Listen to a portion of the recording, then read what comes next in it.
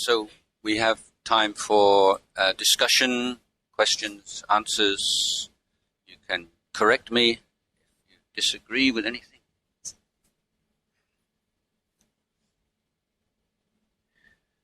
So if anyone would like to ask a question for Tanajan, we'll pass the microphone.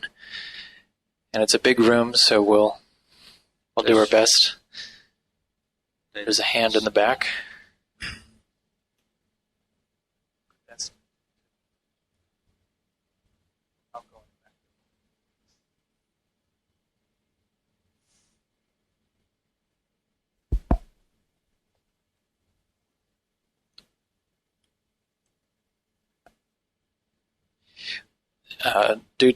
With respect to the time and Tanajan's time, we'll ask people to be to the point and just keep it brief. Thank you. Thank you very much for the wonderful talk. My question actually relates to the opening of your talk, which relates to forgiveness, especially in terms of how to send metta to the people who may be perceived as irritating and so on. I think the real challenge of this process is that I think I may belong to a group or community or structure that might created the irritating personality, especially in the age of globalization, disconnectedness. And how do you actually entangle that process of interconnectedness that might be responsible for creating a suffering of irritation that is then reflected back on? Sorry, I didn't quite catch all of that. How to prevent the irritation or the... Be actually responsible in history for creating that irritating personality, only that I may pretend to have a moral authority to be forgiving that person. Yeah. Without knowing it. So how do we actually sense that and overcome that?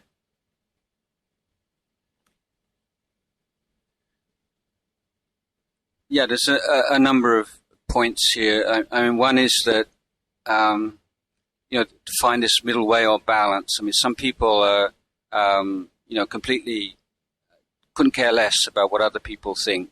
And, this is me, this I am, take me or leave me, that kind of extreme attitude. But other people go too much the other way, and they're constantly, is he upset with me? Does she, constantly paranoid that they're being unpopular in any way.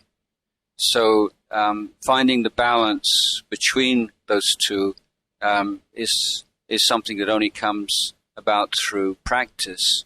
But one of the points I was trying to make is merely making that a goal or an objective in your life, to try to be more aware and awake in these kind of things that go on in situations like that, and creating, sustaining friendships in which people are willing to let you know if you are acting in ways that are upsetting to people, and to give you some pointers as how to prevent yourself doing that. In terms of what's coming to you from other people, then the main and most important reflection is always that, based upon the Four Noble Truths, that suffering is always caused by craving. And craving, we can say, is craving with ignorance in brackets, because the two things are one and the same. What that means is that whatever anyone may do or may say, if there's no craving in the heart at that moment, there can be no suffering. So we can notice that a particular phrase or a particular kind of action affects us in different ways depending on who says it or who does it. and our feelings towards that person. So there's someone that we have a lot of expectations in, someone that we love or someone who's closely associated, then their words can affect us a lot more than if the same words or the same action performed with someone that we don't know or we don't care about. So obviously it's not the words themselves, but it's affected by our feelings towards that person and our expectations of them, how we think they should be, what we think they should and shouldn't do, and so on. And we can also notice that even with a single person, then our reaction will depend upon our general sense of well-being. One day we might be feeling in a very good mood and somebody says something and we find it unexceptional and we don't worry about it. Another day we're already upset about something else and very vulnerable, and then we can react more so. And in terms of our own speaking and learning how to be mindful of people's body language, tone of voice, this general kind of feeling in a room. This is something which is easier for some than others. But again, it's a point of really having that sense of being a student and someone who's learning about life and trying to understand more about how relationships between people work and how they don't work.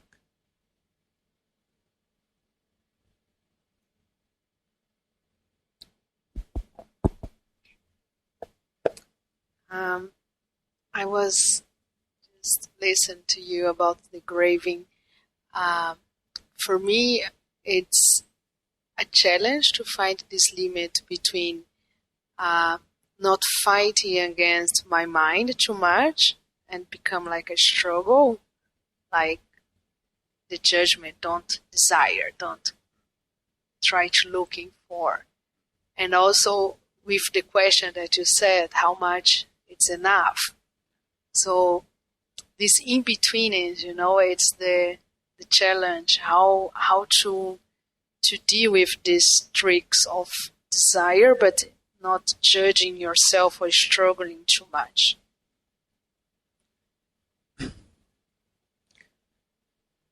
Yeah, I think the important thing is that sustaining the questioning attitude, that curiosity and interest in learning, is the point. That it's not that you get to a state, now I've got it worked out, I know how much is enough in this, because things are changing all the time.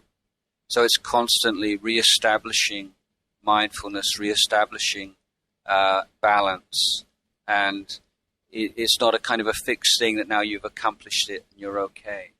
But it's really learning from experience and what works and what doesn't. But when we look back in terms of forgiveness of ourselves in the past, when we've acted foolishly or done things that now we regret, it's always to when we see that at any one moment our life is a flow. Okay, it's not a thing. There's not me today and me yesterday. But there's always a flow of causes and conditions. And if we say that yesterday or last year I shouldn't have done that, what we're really saying is I should have been somebody else. I shouldn't have been who I was on that day. Or those things shouldn't have been present that were that day, which doesn't make sense. I mean, given at any one moment there's a stimulus and the response to it or the reaction to it dependent on how much mindfulness there is, how much patience, how much defilement there is in the mind.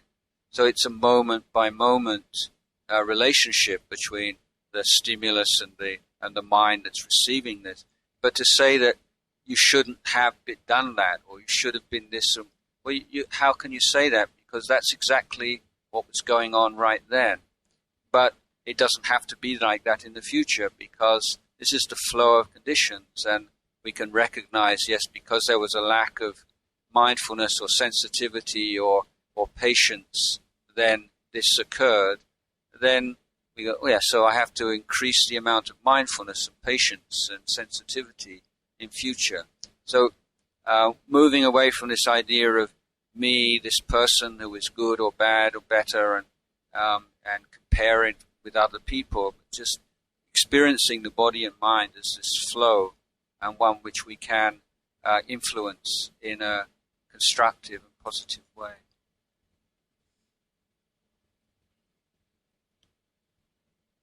Are there any other questions?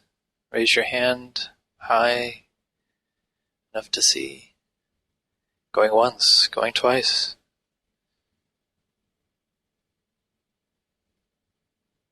Yeah, okay.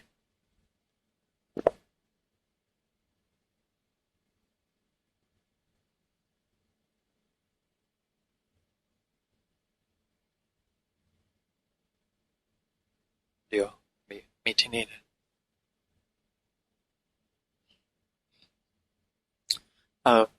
How can I handle Vedana? Many times when I meditation, I feel that I cannot make a Vedana. I cannot make it rising, and I cannot make it passing away. I can sit longer. I mean, from 30 minutes to 40 minutes and 50 minutes, until one day I cannot sit longer because I don't know how to use ubekha or anything else to look or to handle this vedana. Is so much pain. My leg is so much pain. Thank you. How to practice with pain? Yes. Okay. Pain's not a good thing in itself. I mean, suffering's not no virtue to suffering in itself. One of the things that we're learning in meditation is how to deal with unpleasant feelings, whether they are physically based or mentally based, not just to run away from them or to be fearful of them. But nevertheless, learning about pain and learning how we attach to pain, it's a difficult practice. It's not a very pleasant, happy practice.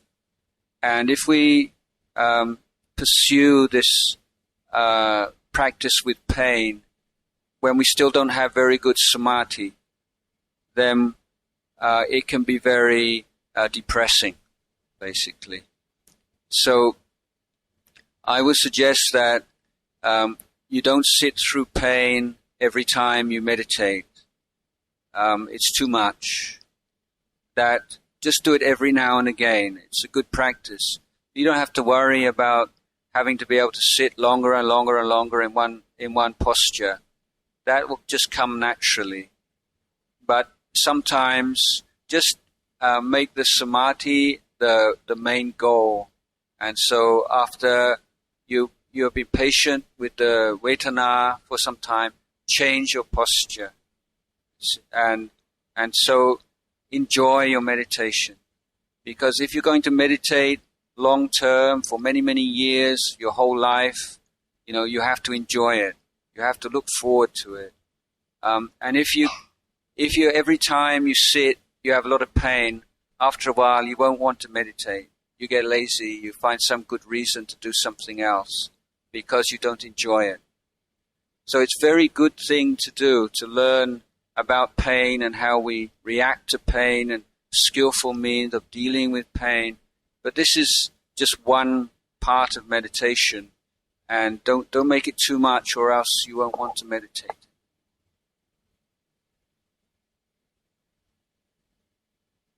Hello, Ajahn. Thank you very much for your wonderful talk. I have kind of a two-part question. One refers to what you said about becoming aware of toxic mental states. So once you're aware of toxic mental states and you've sort of identified anger or confusion or pain, and we don't necessarily want to just shift that to sort of candy mental states, like you said, but So then you just sit with that pain, is that right? Or can you clarify then what are the tools that we use once we have identified it? Yeah, it depends somewhat on the mental state. For instance, in the case of strong anger or fear, then the best practice is to be totally mindful of the body, bring attention to the physical body, because these mental states are fueled by thinking, but the mind can only have one object at a time. So a very simple means of cutting off all that thinking, which is feeding the anger or feeding the fear or anxiety, is just to give the mind a job to do, which is be totally present to the physical sensation with this curious, interested attitude. What is this? Anger. How does it feel? Where is it in my body? In my head? In my shoulders? And this interest in what's going on. It's not pushing it away. It's not trying to escape into another world. But let's look at this. Let's be totally present to what's going on here. And that kind of focus on what's going on here reduces all the negative thinking, which is fueling and exaggerating that mental state. So with the really powerful kind of emotions like fear and anger, that body awareness is really very good practice. In the case of those kinds of thoughts and emotions arising in meditation, then when your mindfulness is very strong, you catch it very quickly when it's just starting, and it's so weak you could just put it down and come back to your meditation object. But if your mindfulness is not strong enough to do that, and you find you're just caught up in this already, then what we don't want to do is develop this vipawatanha, this craving to get rid of, because that will feed it also. But the thing to do is to be totally present to it again. And that doesn't mean just going with it and knowing that you're angry, and it doesn't work like that. When you're totally present to it as a mental state, then the volitional, the indulgence in it and the thoughts also just fade out. It's a little bit analogy I have. I don't know when you were a kid, if you ever used to get a flashlight and shine it through your hand. You ever done that? Really cool, yeah. So it's like the mental state is like the bones, and the mind, the heart, is like the light shining through it. So you shift the awareness from the bones to the light. So even in a negative mental state, the mind is there. The mind which is not angry is there. So it's a shift, just stopping and being there. And so my analogy is like from the bones to the light shining through it. Thank you. I was wondering about what happens when you're sleeping and you become aware of these mental states. Do you then essentially do the same thing as when you're waking? Yeah. Yeah, and I think that, I'm of belief that if you're just sleeping as much as your body needs, you don't dream very much. But unless you're really taking on a practice of lucid dreaming, which is taught in some of the other Buddhist traditions, what I've noticed in myself is that there are certain now, my age, and there are certain things in the past which I'm not sure actually happened or were dreams. It could be either, but it doesn't seem to matter, because they affected me and affect me now, irrespective of whether they were dreams or not. So I'm not sure what the philosophy on this is right. But if you act morally and well in a dream, and you remember it afterwards, I think it has a lasting effect on your consciousness.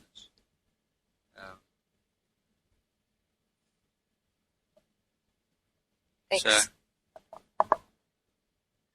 So I was just telling some of the monks the other day in a monastery. I just got back from America and I was jet lagged, and so I don't usually dream at all very much. And because I was jet lagged, I had this dream when I was in the monastery and all these monks were standing around this unconscious gorilla. And they were all saying, "Wow, it's so beautiful." And I walked over and I said, "Look, just be careful. When it wakes up, it could be really dangerous." And that was my dream, you see. And I'm not going to bore you with a very long narrative, but it was just I felt really good about it when I woke up. I'm still, teaching the monks, and I still have a care for the welfare of my fellow monks, even when I'm dreaming. You see, so that's become sort of integrated